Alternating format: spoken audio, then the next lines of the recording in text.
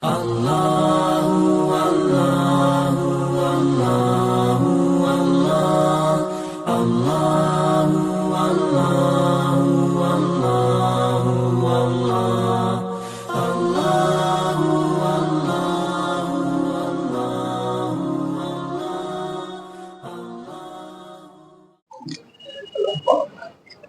لله نحمده ونستعينه ونستغفره ونؤمن به ونتوكل عليه ونعوذ بالله من شرور أنفسنا ومن سيئات أعمالنا من يهده الله فلا مضل له ومن يضلل فلا هادي له ونشهد أن لا إله إلا الله وحده لا شريك له وأشهد أن محمدا عبده ورسوله أما بعد فإن خير الحديث كتاب الله وخير الهدي هدي محمد صلى الله عليه وسلم وشر الأمور محدثاتها وكل محدثة بدعة وكل بدعة ضلالة وكل ضلالة في النار.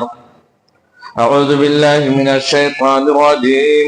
بسم الله الرحمن الرحيم.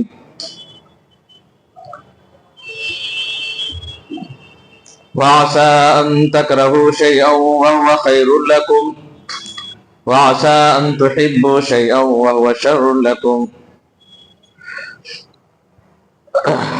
برادران اسلام، حاضرین جمعہ، اسلامی بھائیوں، پیاری ماں اور بہنوں، ہمیں ہر حال میں اللہ تبارک و تعالیٰ کا شکر ادا کرنا چاہیے کہ وہ ہمارا خالق و مالک ہے، مختار کل ہے، تمام جہانوں کا پالنہار ہے. بعدہ بے شمار درود و سلام نازل ہو تمام انبیاء کرام پر، خاص طور پر نبی آخر الزماں حضرت محمد مصطفیٰ صلی اللہ علیہ وسلم پر، جو آخری نبی ہیں، ہم اور آپ جن کے امتی ہیں، جن کی اتباع و اطاعت ہی میں ہماری اور آپ کی کامیابی ہے. اسلامی بھائیوں، گھر کے ماحول کے تعلق سے گفتگو ہو رہی ہے اور مسلسل خطبے آپ اسی تعلق سے سن رہے ہیں کہ گھر میں اور اپنے اٹھنے بیٹھنے والوں میں دینی ماحول کیسے بنے. کچھ باتیں رہ گئی تھیں، اس تعلق سے انشاءاللہ وہ ایک دو خطبے میں آپ کے سامنے رکھ دی جائیں گے. آج جو بات ہوگی وہ اسی گھریلو ماحول کے تعلق سے ہوگی. آپ نے سنا اور ہم یہاں تک پہنچے کہ گھر میں دینی ماحول قائم کرنے کے لیے خود بھی دین پر عمل کرنا ضروری ہے. شوہر بیوی کا ساتھ دے، بیوی شوہر کا ساتھ دے، دونوں مل کر کے اپنے بچوں کی اسلامی تربیت کریں. اور اس کے لیے سب سے بہترین طریقہ یہ ہے کہ پہلے خود عمل کریں تاکہ بچوں کو کہیں تو آسانی سے وہ بچہ اس کو سیکھ لے. تعلیم دیں، تعلیم کے ساتھ تربیت بھی دیں. تعلیم میں دینی اور دنیاوی تعلیم بھی آ گئی تھی، لیکن دینی تعلیم زیادہ ضروری ہے. اللہ اس کے رسول کی پہچان کرائیں، اس کے خالق کی پہچان کرائیں، پھر آپ مہنگی سے مہنگی، اچھی سے اچھی تعلیم دیں، لیکن دین سے جوڑ کر کے. کچھ مثالیں بھی آئی تھی. گزر کے لیے، ساتھ رہنے کے لیے جہاں اور بہت ساری چیزوں کی ضرورت ہے، وہاں ایک یہ بھی ہے کہ انسان خوبیوں اور خامیوں کا مجموعہ ہے. یہ ہم اور آپ اچھی طرح جانتے ہیں. ایک دوسرے کا خیال رکھ رہے ہیں، گھر میں ایک دوسرے کے ساتھ دینے کی کوشش کر رہے ہیں، پھر بھی کچھ نہ کچھ شکایتیں رہ جاتی ہیں. وجہ یہی ہے کہ کل بنی آدم خطا، ہر انسان خطا کار ہے. اگر ہم یہ ڈھونڈیں، کوئی بیوی یہ ڈھونڈنے لگے کہ ہم کو نیکیوں کا پتلا مل جائے، کوئی ایسا شوہر ملے جس سے کوئی غلطی ہی نہ ہوئی ہو، تو پھر وہ کنواری بیٹھی رہے. کوئی شوہر یہ دیکھے، کوئی مرد یہ دیکھے کہ ہم کو کوئی ایسی عورت مل جائے یا ایسی بیوی جس سے کوئی غلطی ہو ہی نہ، جو اس کے یہاں کوئی کمی نہ ہو، تو شادی نہ کرے. اس لیے کہ اس دنیا میں تو ایسی عورتیں نہیں ہیں.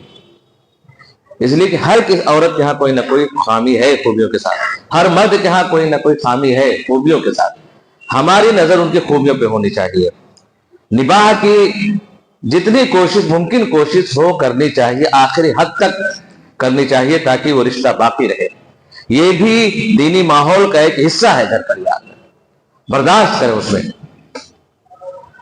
وعاشرہن بالمعروف حکم دیا اللہ تبارک و تعالیٰ نے، ان کے ساتھ بھلائی کے ساتھ رہو، اچھے سے رہو. اور اگر کوئی چیز پسند نہیں ہے تو اللہ تبارک و تعالیٰ نے کہا ہے اس کو معاف کر دو، نظر انداز کرو، اور اس میں ایک خیر کے پہلو تلاش کرنے کی حسن ظن ہو، اچھا گمان ہو کہ اللہ تبارک و تعالیٰ ہو سکتا ہے اس کے اندر کوئی خیر کا پہلو ایسا چھپا ہوا ہو جو آگے چل کر کے خیر و برکت کا ذریعہ بنے، میرے لیے، میرے گھر پریوار کے لیے، میری آنے والی اولاد کے لیے. اور ایسا ہوتا ہے، کسی کی کوئی خامی ہے تو دوسرے پہلو خوبی کا بھی ہوتا ہے. فَإِن كَرِهْتُمُوهُنَّ شَيْئًا فَعَسَىٰ أَن يَجْعَلَ اللَّهُ فِيهِ خَيْرًا كَثِيرًا. اگر تم کوئی چیز ناپسند کرتے ہو، یہ دونوں کے لیے.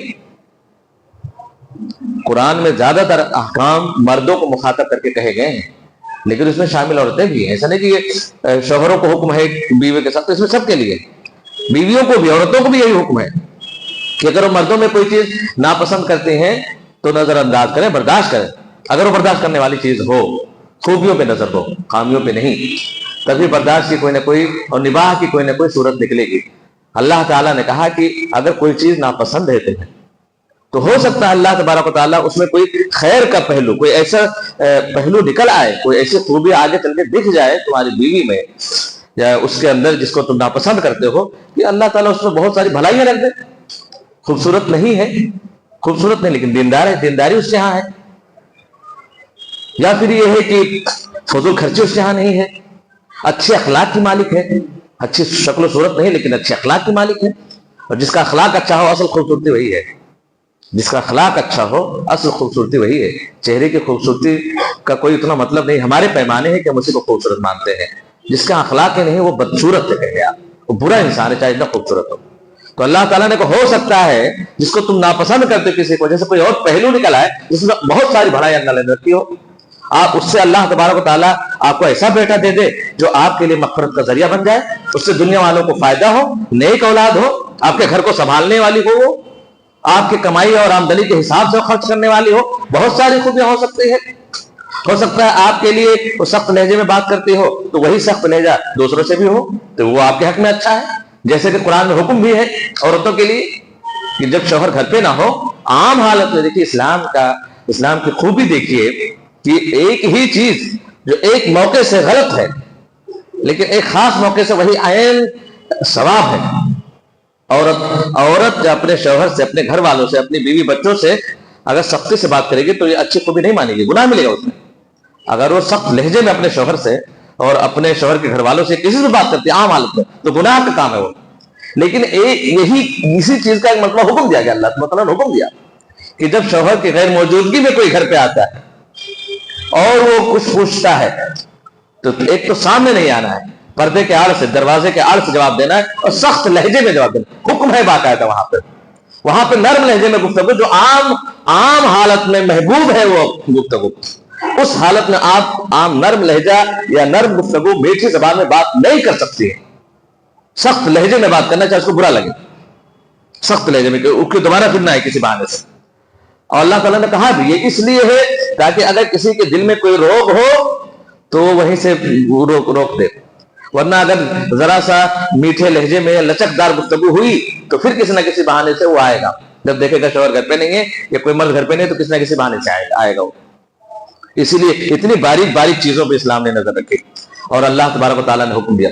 دوسرے مقام پر اللہ تبارک و تعالیٰ نے دونوں کہا وَآسَانَ تَكْرَهُ شَيْءً وَهُوَ خَيْرٌ لَكُمْ وَآسَانَ تُحِبُّوا شَيْءً وَهُوَ شَرٌّ لَكُمْ. ہم کیا ہے، ہم ظاہری چیزوں کو دیکھتے ہیں اسی حساب سے نتیجے نکالتے ہیں.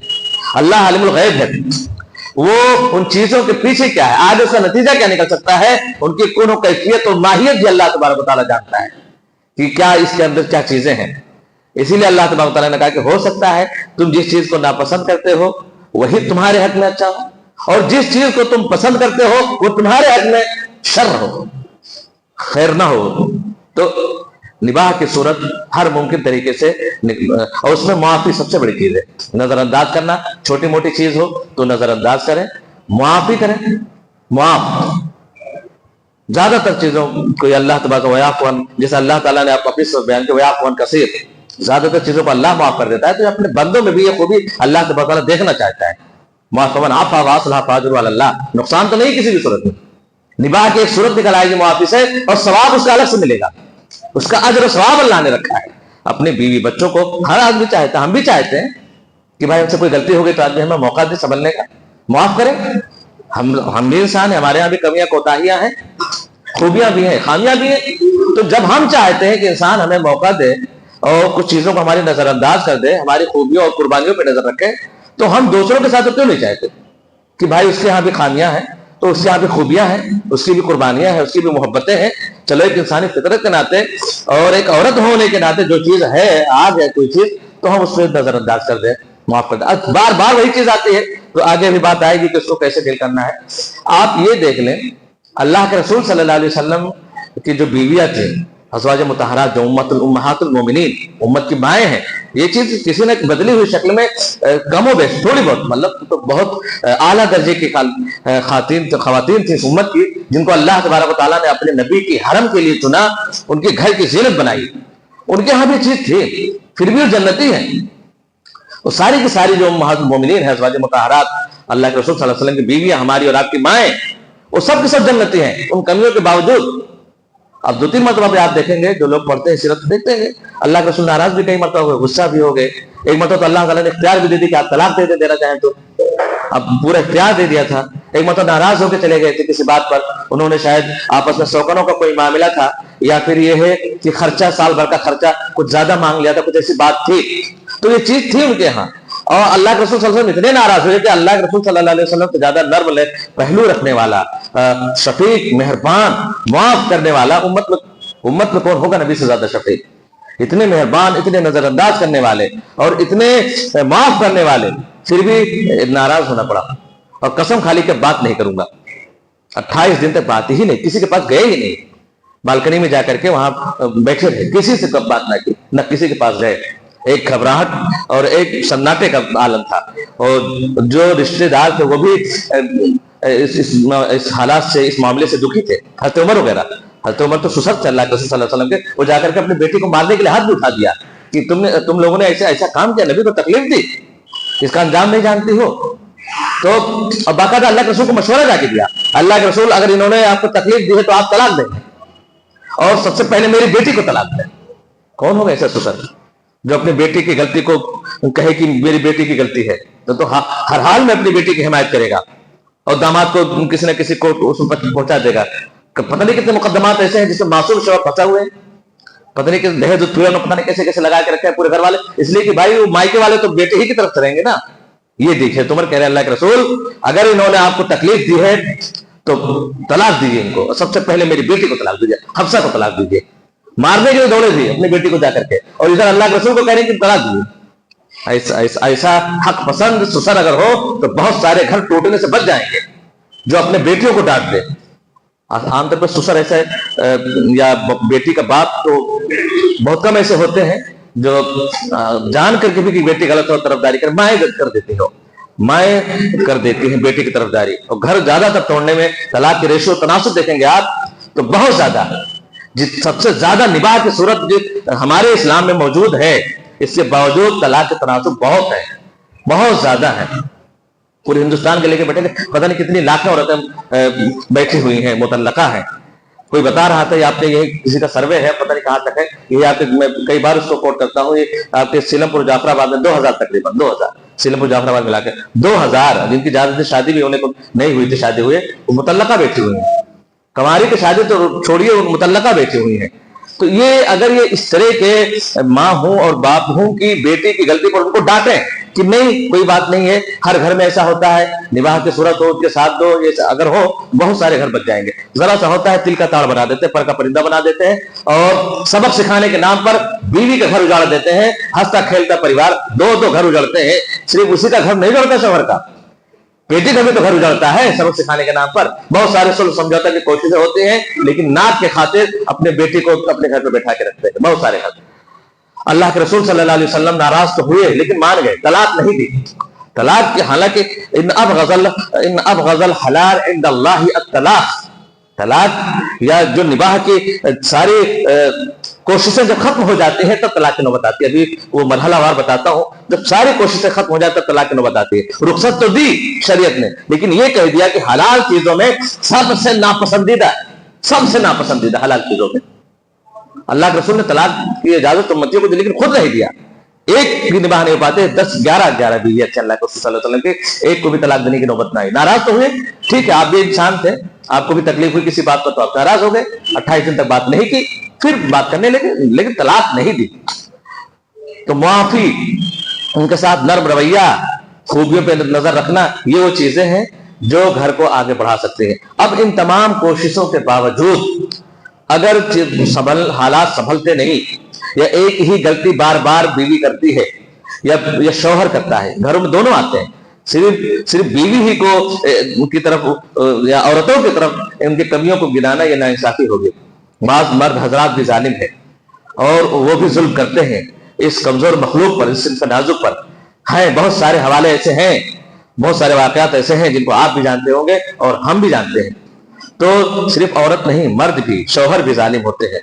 تو دونوں کے لیے جب نباہ کی صورت ختم ہو جائے, بار بار ایک ہی غلطی شوہر کر رہا ہو یا بار بار ایک ہی غلطی بیوی کر رہی ہو یا بڑی غلطی کر رہی ہو, سمجھانے میں نہ مانے, پہلے تو سمجھانا ہے, معاف کرنا ہے, پھر اس کے بعد سمجھانا ہے. پہلے معافی, نظر انداز, دوسرے پہ سمجھانا ہے, ایک بار نہیں کئی بار سمجھائیں.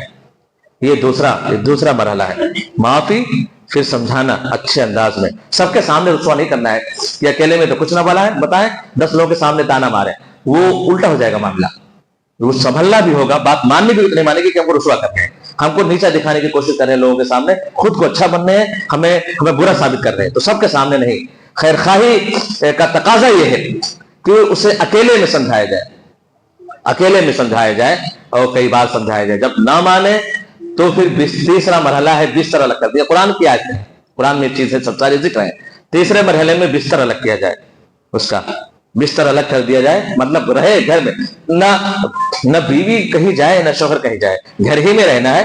بستر الگ کر دے مطلب شوہر بیوی سے نہ ملے, جو ایک ملاقات ہوتی ہے ملاقات سے بچے. ایک غیرت مند بیوی کے لیے یہ بہت بڑی نفسیاتی سزا ہے اس کے لیے کہ شوہر بغل میں لیٹا ہے اور وہ بات نہیں کر رہا ہے, دیکھ نہیں رہا ہے, ہاتھ نہیں لگا رہا ہے مجھے. اگر کوئی غیرت مند بیوی ہوگی, وفا شعار اور شوہر سے محبت کرنے والی بیوی ہوگی, تو یہ سزا بہت بڑی سزا ہے اس کے لیے. دن میں ناراضگی چل جاتی ہے, رات میں اگر بغل میں لیٹا ہوا ہے ہاتھ نہیں لگا رہا تو بہت بڑی, یہ زیادہ دنوں تو نہیں چلتا.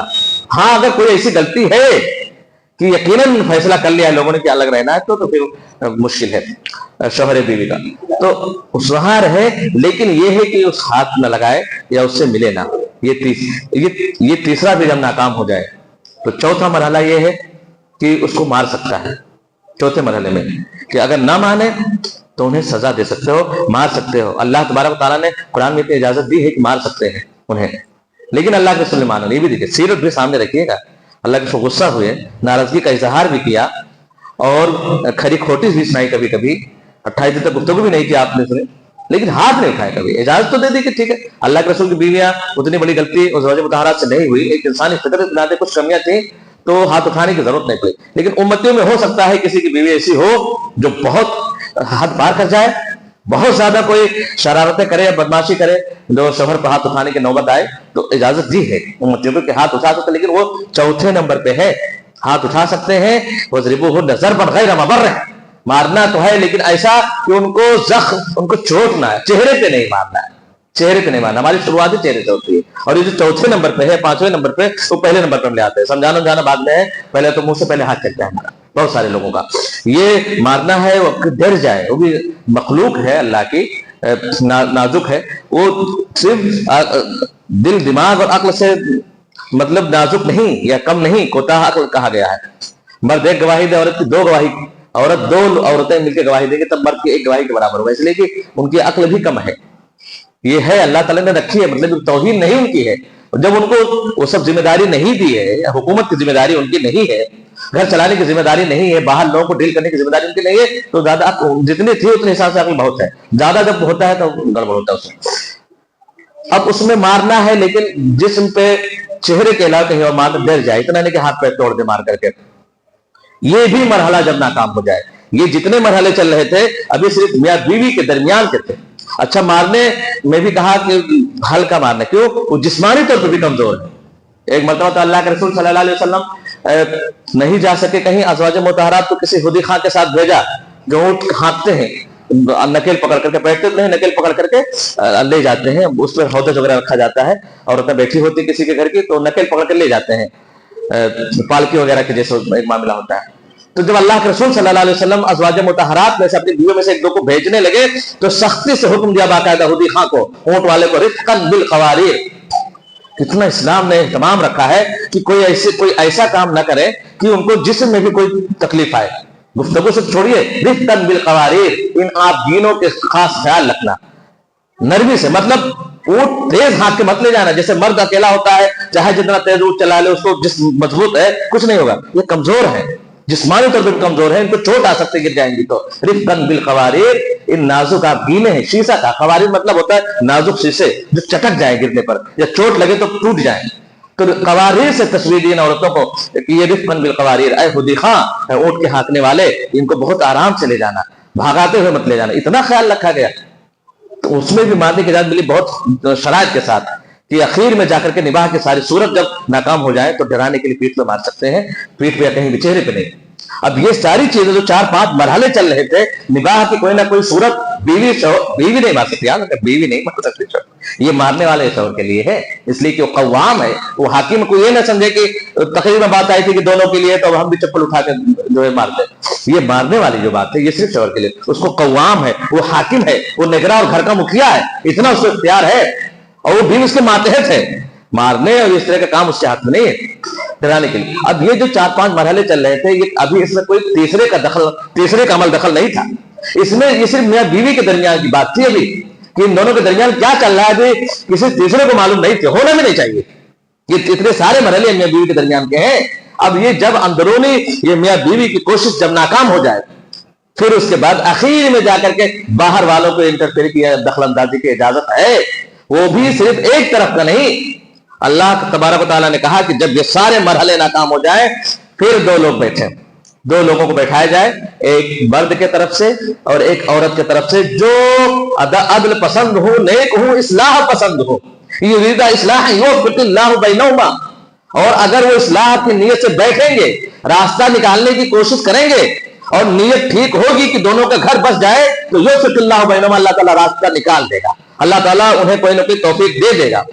یہ اخیر میں ہے باہر والوں کی اجازت کہ ایک شوہر کے یا مرد کی طرف سے بیٹھے, ایک اور لڑکی کی طرف سے بیٹھے, جو عدل پسند ہو, نیک قسم کے ہوں, جو حالات کو سمجھتے ہوں, اور وہ غیر جانبدار ہوں, جو چہرے دیکھ کے باتیں نہ کریں. ایسے 2 لوگوں کو بیٹھایا جائے. اب یہ اتنے چیز, اب وہاں بھی اگر ناکام ہو جاتی ہیں چیزیں, دونوں طرح کے مکھیا کے بیٹھنے کے بعد بھی اگر چیزیں ناکام ہوتی ہے, پھر وہ چیز آتی ہے طلاق کی. پھر طلاق دے دے. طلاق مطلب نکاح ختم. اب بھائی ٹھیک ہے, ایک دوسرے کی زندگی جہنم بنی ہوئی ہے, بہتر یہ ہے کہ ہم اپنا کوئی چن لیں, تم اپنا گھر بسا لو, اپنا گھر بسا لیں, جب دونوں ایک دوسرے کی نگاہوں میں کھٹک رہے. یہ طلاق ایک رحمت ہے. بعض صورتوں میں طلاق نہ ہوتی تو آدمی کیا کرتا ہے, جیسے اور مذہب میں ہے طلاق نہیں ہے, اور ایک جنم کے کئی جنم کے پھیرے لگا لیتے ہیں, ایک ہی جنم نبھا مشکل ہے. اب وہ جو نکاح نہیں ہوتا, طلاق ہے نہیں, تو کیا کرتے ہیں, وہ مار دیتے ہیں, کسی نہ کسی بہانے سے جانے وہ مار دیتے ہیں ان کو. اور تو ہے نہیں کوئی چیز ان کے, اگر مذہبی طور پر ہمارے یہاں تو ایک رحمت ہے یہ کہ جب نباہ کی صورت مشکل ہو جائے تو یہ طلاق دے کر کے اپنا اپنا راستہ لو, تم اپنا گھر بساؤ یا اپنا گھر بسائے, ایک دوسرے کا راستہ چھوڑو. زندگی جہاں اگر نباہ اتنی صورتیں ناکام ہونے کے بعد وہ طلاق والے بات ہے, اور جس کو جو ایک رحمت اور گھر بچانے کے لیے چیز تھی, لیکن اب وہ گھر اجالنے کے لیے ہو رہی ہے, اور آخر میں تھی وہ پہلے نمبر پہ ہو رہی ہے. انشاءاللہ بعد کے خطبے میں, آنے والے خطبے میں, طلاق حالانکہ کوئی اچھی چیز نہیں ہے, لیکن مسئلے بتانا ضروری ہوتا ہے. نہ جاننے کی وجہ سے بہت سارے لوگ غلط حرکتیں کر دیتے ہیں اور پھر اجڑ جاتا ہے. طلاق کے جو مسائل ہیں, کیسے کیسے طلاق دینی ہے, کن صورتوں میں طلاق ہوگی, کن صورتوں میں نہیں ہوگی, کن صورتوں میں بیوی نکل جائے گی ہمیشہ ہمیشہ کے لیے آپ کے نکاح سے, کن صورتوں میں واپسی کی گنجائش باقی رہتی ہے. یہ ساری باتیں انشاءاللہ آنے والے خطبے میں یا بعد کے خطبے میں ہوں گی. وہ آخر خطبہ ہوگا اس مسئلے کے تعلق سے. اللہ تبارک و تعالیٰ سے دعا ہے کہ بارے اللہ تمام لوگوں کو ایک دوسرے کے ساتھ, اچھا گھر بیوی گھر والوں کے ساتھ یہ ایک پیمانہ ہے, اخیر بات کہہ کر کے اللہ کے رسول صلی اللہ علیہ وسلم نے کہا ہمارے اور آپ کے لیے, ہم آپ کے لیے اچھے, آپ ہمارے لیے اچھے ہیں, اس کو پیمانہ مانا ہے نہیں اسلام نے. ان احسنکم خلقا احسنکم لاہلہ, سب سے اچھا تم کا اخلاق والا ہے, سب سے اچھا اخلاق والا, سب سے بہتر وہ ہے. ان خیرکم خیرکم لاہلہ, اس طرح کے حدیث ہے, تم میں سب سے بہتر وہ ہے جو اپنے گھر والوں کے لیے اچھا ہو. हम आपके लिए अच्छे हमारे लिए अच्छे, इसको माना ही नहीं इस्लाम ने। वो असल पैमाना अपने घर वालों के लिए अच्छा हो। 2-4 मिनट की गुफ्तगू, 5-10 मिनट की गुफ्तगू वो तकल्लुफ होती है। असल हमारी शख्सियत अंदर छिपी हुई होती है, 5-10 मिनट बाहर नहीं हो पाती। शख्सियत के सारे पहलू निखर कर बाहर वहीं आते हैं जहां हमेशा सामना होता है। भाई बीवी बच्चों से कहां भाग के जाएगा आदमी? भाई बहन, बीवी बच्चे, माँ बाप तो घर में है, उनके साथ हमेशा उठना बैठना है। हमारी शख्सियत, हम गुस्से में कैसे होते हैं, हम खुशी में कैसे होते हैं, हमारे अमीरी में हमारा हम कैसे होते हैं, हमारा रवैया, गरीबी में कैसे होता है हमारा मामला, ये सारे कैफियतें सामने आ जाते हैं। सारी चीजें उसमें हम जो होते हैं, हमारी हकीकत सब कुछ सामने आ जाती है उन लोगों के जिनसे हमारा बराबर का उठना बैठना होता है। अगर उनके नजर में हम अच्छे हैं या उनके साथ हमारा मामला अच्छा है, तब तो इस्लाम की नजर में हम अच्छे हैं। हमारे नजर में आप अच्छे हुए, आपकी नजर में ये अच्छे, वो पैमाना नहीं है। घर वाले अगर आपसे परेशान हैं और घर वालों को आप नहीं संभाल पा रहे हैं, तो आप अच्छे नहीं, आप बेहतर वाले कैटेगरी में नहीं। इन खैरुकुम लिअहली, तुम में बेहतर वो है जो अपने घर वालों के लिए, बीवी बच्चों के लिए, माँ बाप के लिए, भाई बहन के लिए, अपने कुंबा कबीले के लिए अच्छा हो, वही अच्छा है। इसलिए इसके सारे अहकामात गिनाए गए। अल्लाह तबारक व तआला, हम तक दुआ है अल्लाह तबारक व तआला से, अल्लाह तबारक व तआला हम तमाम लोगों को दूसरों के साथ अच्छा सलूक करने के साथ साथ अपने घर वालों के साथ भी अच्छा सलूक करने की तौफीक दे, एक दूसरे के साथ मुआफी का मामला अपनाने की तौफीक दे, नजरअंदाज करने की, बर्दाश्त करने की, सब्र की तौफीक दे। निबाह की जितनी भी कोशिशें हो सकती है हमारी इलाहा, हम तमाम लोगों को अपनाने की तौफीक दे। आमीन। बारकल्लाहु लना व लकुम फिल कुरान व नफ़अनी व इय्याकुम बिल आयति व ज़िक्रिल हकीम। इन्नहु तआला जवादुन करीमुन मलिकुम रऊफ़ुर रहीम।